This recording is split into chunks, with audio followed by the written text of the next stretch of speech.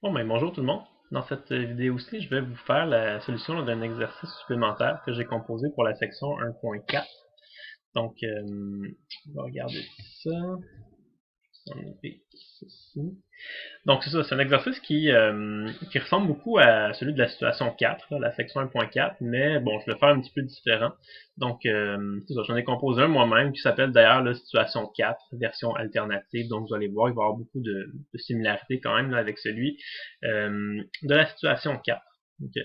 Donc on peut commencer par le lire, on dit on fixe une particule de 3 microcoulombs à l'origine d'un système d'axe XY. Et au point P, le champ électrique généré par la particule est ça ici, donc moins 300i plus 100j newton par coulomb, donc les unités d'un champ électrique. On désire déterminer les coordonnées x et y du point P. Donc, c'est ça. Fait on dit qu'au départ, là, on a un système d'axes XY. Je vais dessiner. Donc, on a un axe X comme ça. Et on a un axe Y vers le haut. Et on nous dit qu'on a une particule là, de 3 microcoulombs qui est à l'origine de notre système d'axe. Donc on a une particule ici qui est une particule positive, okay, à l'origine de notre système d'axe. Et cette particule-là, elle a une charge là, qui est positive, une charge de plus 3 microcoulombs. Je peux tout de suite l'écrire en système international, là, quand on va avoir besoin de faire des calculs. Là, 3 microcoulombs, c'est 3 fois 10 exposant moins 6 coulombs. Donc on peut garder ça comme ça. Et c'est ça, on dit qu'il y a un point P, mais on ne sait pas trop encore il est où notre point P, mais on sait qu'au point P, le champ électrique généré par la particule, c'est égal à ça ici. Okay. Fait qu'il y a un point P quelque part, on ne sait pas encore où, c'est sûr qu'il est quelque part dans le plan cartésien. On veut trouver justement les coordonnées x et y du point P. Et on ne sait pas il est où le point P, mais on sait qu'au point P, il y a un champ électrique là, qui ressemble à ça ici. Okay. Donc, comment on peut faire pour le déterminer? Bien, commençons par regarder à quoi ça va ressembler notre champ électrique. Okay. Fait que disons que on a notre point P, là, que je ne sais pas encore il est où, là, fait qu'il ne s'est pas connecté encore directement là, sur notre plan cartésien. Allons-y juste comme ça. Là, disons, on a un point P là, quelque part. Okay, on va appeler ça le point P.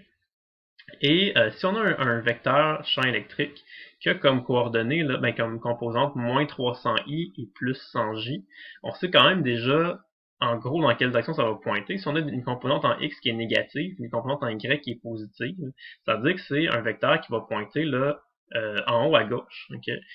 Sa composante en x va être plus grande, sa composante en y va être un peu plus petite. Donc en gros, là, ça ressemblerait peut-être là,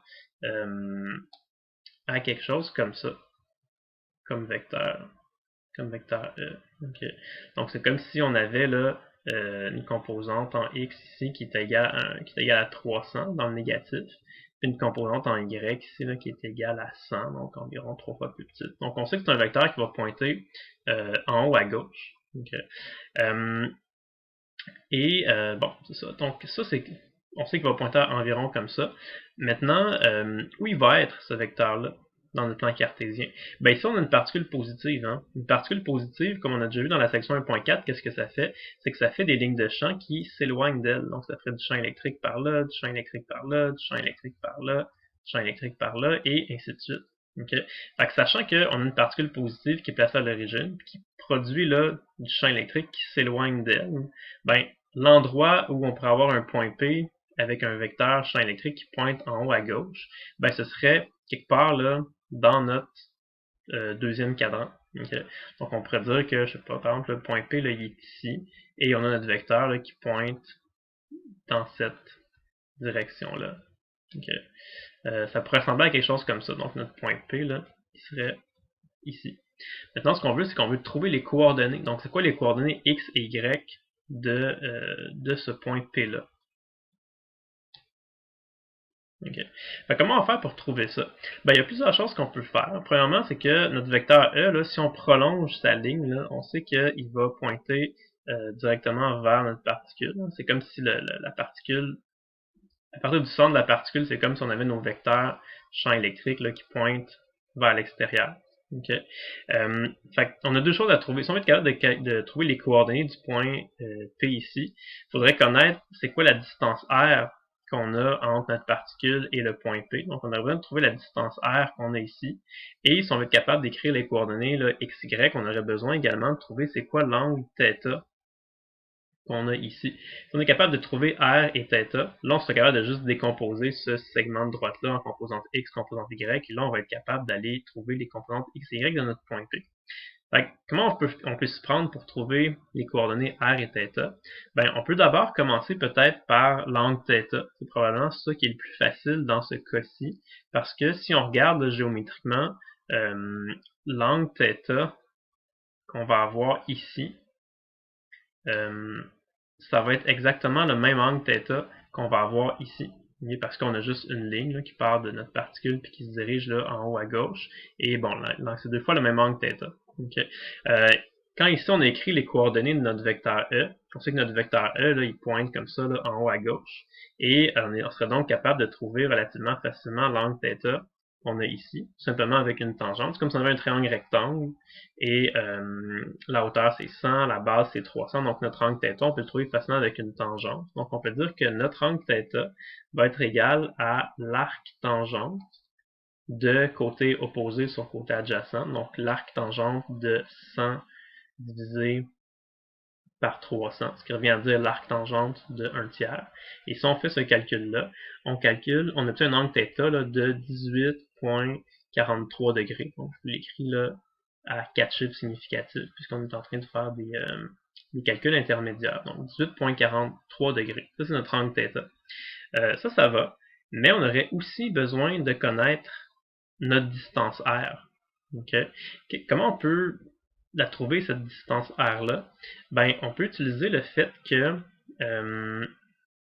on connaît l'équation du champ électrique produit par une particule, qui est l'équation qu'on a vue à la section 1.4, qui dit que le module du champ électrique produit par une particule chargée, c'est égal à la constante de Coulomb, donc K fois valeur absolue de Q, sur la distance R au carré. Donc ça, c'est une équation c'est l'équation en fait de la section 1.4.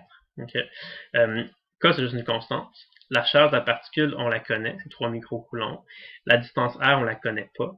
Par contre, le module du champ électrique, on peut le connaître parce que on connaît les composantes X et Y. Donc, on peut d'abord calculer c'est quoi le module de notre champ électrique et ensuite on peut isoler la variable R là-dedans et ça va nous le donner.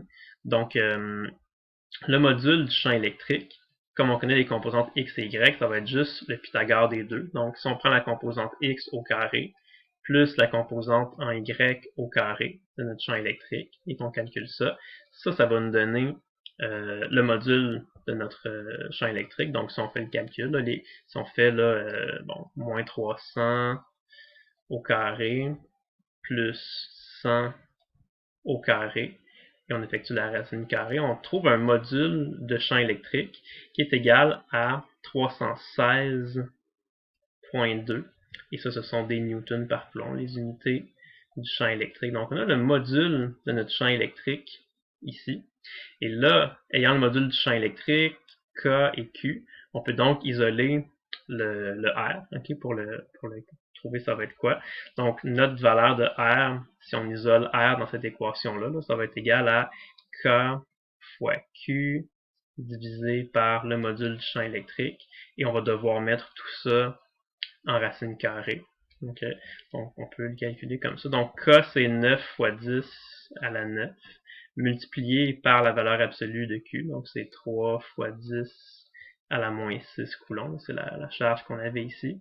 Et tout ça, on divise ça par le module de notre champ électrique. Donc, 316,2 newtons par coulomb. On calcule ça. Et ça va donner une valeur de R qui est égale à 9,241 mètres. Okay. Donc, cette valeur de R-là, c'est la distance qu'on a ici. Fait qu'on sait que le point P, pour avoir un champ électrique avec ces composantes-là, il faut que le point P se trouve à une distance de 9,241 mètres de la particule. Donc, à ce moment-ci, on connaît la distance R et on connaît aussi l'angle θ. Donc, on va être juste capable de décomposer cette distance-là à l'aide d'un triangle rectangle et on va être capable d'aller obtenir la composante X et la composante en Y là, si on décompose là, selon l'axe Y comme ça. Okay. Fait que si on écrit les signes correctement puis qu'on fait attention, là, on va voir que la composante en X, Ben, premièrement, ça va être quelque chose qui est négatif, hein, parce que c'est quelque chose qui va se trouver, là, la coordonnée du point P est à gauche de notre axe Y, donc est dans le deuxième cadran, donc ça va être un signe négatif. Et ça va être quoi la composante ici? Ben, ça va être R fois cos de θ. Donc R fois cos de θ, mais en négatif. Okay. Et la composante en Y, on sait que ça va être une composante qui est positive cette fois-ci, parce que bon, la composante Y là, va pointer dans les Y positifs, donc ça va être vers le haut. Et là, ça va être R fois sinus de θ, là, le côté qui est adjacent, pas adjacent, pardon, mais opposé à notre angle θ. Donc R multiplié par le sinus de θ. Donc, je réécrirai pas le R et l'angle θ. Le R, on sait que c'est 9,241. Notre θ, c'est 18,43. Donc, on calcule ça. R fois cos θ, on le met négatif. Y fois sin θ, on le met en positif. Et on obtient donc notre réponse, là, qui est que la coordonnée X, ça va être moins 8,77 mètres. J'écris seulement en 3 chiffres significatifs parce que là, c'est la réponse. Et Y va être égal à 2,92 mètres. Okay, donc ça, c'est la réponse finale à notre problème. Okay. Donc ça se faisait, ça nécessitait de connaître un petit peu l'orientation des champs électriques produits par une particule et d'utiliser l'équation de la section 1.4 pour trouver le module. Et ensuite de ça, c'était de faire un petit peu de géométrie. C'est sûr que faire un schéma, ça peut grandement vous aider à résoudre là, ce problème-là. Donc voilà pour ça. Donc, ça vous fait un exemple de résolution de problème là, pour la section 1.4. Et j'espère que ça vous a été utile. Bonne journée, à la prochaine!